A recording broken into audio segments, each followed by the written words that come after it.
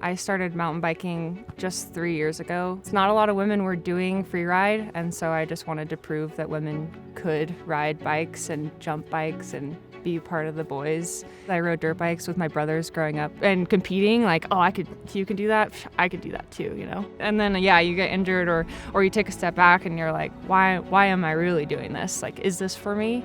Or am I just trying to impress other people? No, I do it for myself.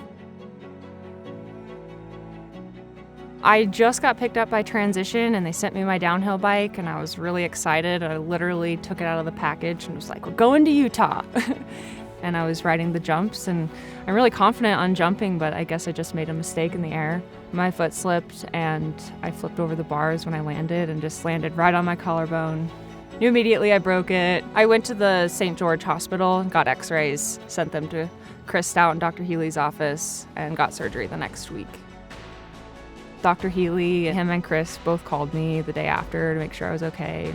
They really were out for my best interests and they really wanted to get me back, so it was a great experience.